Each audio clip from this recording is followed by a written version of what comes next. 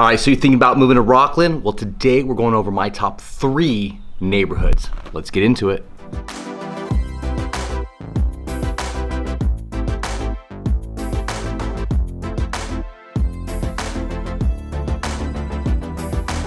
Hey guys, welcome back to the channel. As always, hit that like button, subscribe, make sure you hit that notification bell because I've got new videos for you every single week about Sacramento and Sacramento Metro.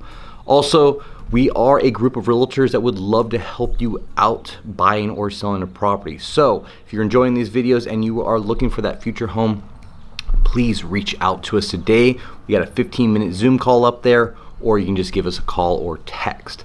So first of all, these are in no order, but number 1 neighborhood. So Whitney Oaks is one of the most desirable neighborhoods in Rocklin. Now, Whitney Oaks is home to Whitney Oaks Golf Course, which basically most of the houses surround and somehow look into this course. Beautiful properties up there. Average price point is going to be about 1.2 million. There are a few houses that you can find in the 700 marks, and then they kind of go up from there. Highest sell, I believe, today is 2.27, but there's still some empty lots out there that they are starting to build on right now. I believe you could actually even see one of these in my video when I shoot overhead for you. So we'll see what those prices come in at. Now, the cool thing about Whitney Oaks is it's an older established community. You're not too far from some grocery stores, some mom and pop eateries, but getting to the freeway may take you just a minute. You gotta take Stanford Ranch Road to actually get out to the freeway.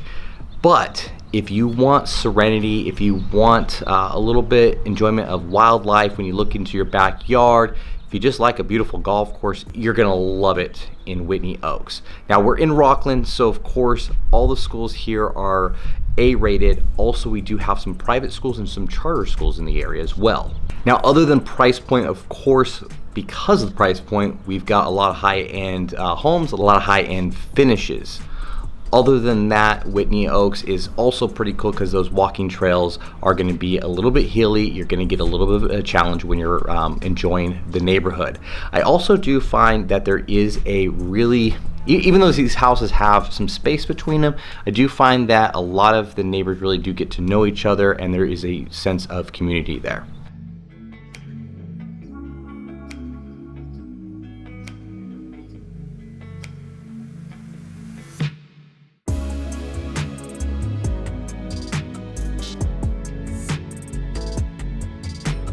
All right, guys, so let's get on to neighborhood number 2. Now, number 2 is going to be Stanford Ranch. Stanford Ranch is a little bit different. Now, they butt right up to actually Whitney Oaks, but these are houses, for the most part, you're going to find that were built 80s all the way into the 2000s. There is not really going to be any HOAs in these houses except for a couple of the gated communities, but you also have a variety of townhomes. You have some condos in the area as well.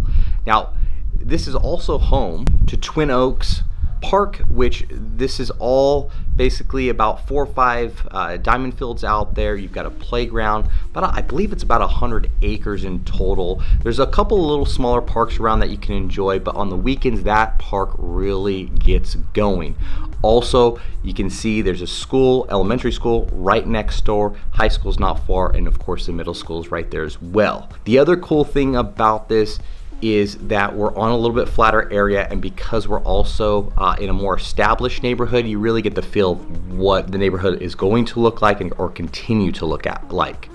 Now, if you are an investor, I do warn you here, there are certain spots in Stanford Ranch that are rent control. So if you are looking to make an investment at that point, you may want to reach out and just talk about little pockets in there. But for the most part, Stanford Ranch kind of wants to keep this more of a family-oriented neighborhood. So you're not going to have a ton of houses for rent in the area. But like I say, if you're an investor and looking for that, just know where you're looking if you're looking in the right area. Other than that, like I say, family-oriented, great schools in the area, not too far from anything. You're actually a little bit closer also to the hustle and bustle of Roseville right there, so you can get really quickly into, say, like Galleria Mall. You can also go over and jump into everything that Rocklin has to offer on its main road. 65 is going to be a little bit farther from there, but Stanford Ranch actually has about 2-3 exits to actually get to different spots in Rocklin or surrounding areas. And for the most part on these houses, they're gonna run right around 24 to just shy of 3,000 square foot. Average price point here is gonna run you right around $750, give or take a little bit. $750, you can find a decent 3 or 4 bedroom depending on updates, 2 to 3 bathroom, and again, depending on updates, may or may not have a pool. I do find the pools are usually in that like 780, 85 area, but really nice area. Let's check out the neighborhood. I'll do a quick flyover for you.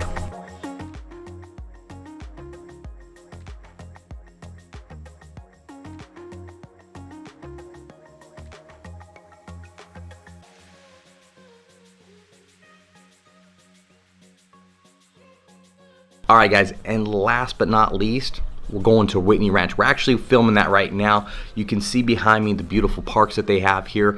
If you're coming to Whitney Ranch, you want a couple things. You want, one, the best schools around in California. 2, you want new. You still have Tim Lewis, American, a couple other builders out here still. As you can see behind me, and some of the flyover that I do, is you're gonna see a ton of area to still build in. You're seeing everything. I mean, even the trees have all just been planted in the last couple of years. We're on a little bit of a hill, so you get some beautiful views overlooking the bottom half of Rocklin into Roseville, all the way out to Sacramento if it's a clear night. You also have quicker access to the freeway if you need it, 65. But I will give you a little warning that if you're out in this area, you're also going to have that Melrose, right? These are newer neighborhoods. These are neighborhoods that are continually actually to be built right now. So those Melrose are going to be a little bit higher than the last 2 neighborhoods that I talked about. Other than that, houses here really vary. You're going to find from about the high 7s, and we're gonna get right into that $1 million mark, just shy. I think we're gonna see that come around pretty quickly, especially how the market's been acting lately.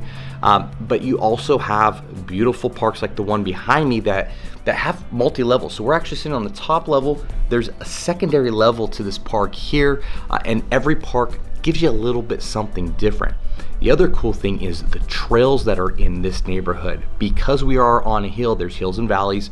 They've really taken into consideration with this master plan of building these trails kind of below in these valleys, so you get just a lot of nature out there.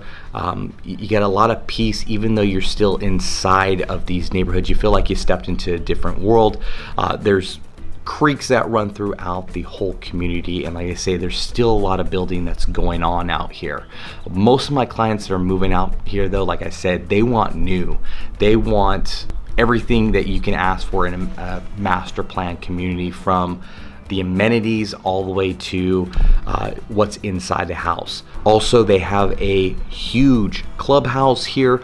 2 pools. One pool is going to be more of like your lap pool, just enjoyment, and then right next to that, you're actually going to have more of like a sand entrance, so it slowly goes into the water. So if you got young ones, they can just sit there, enjoy playing and splashing in the water, but not having to get too deep.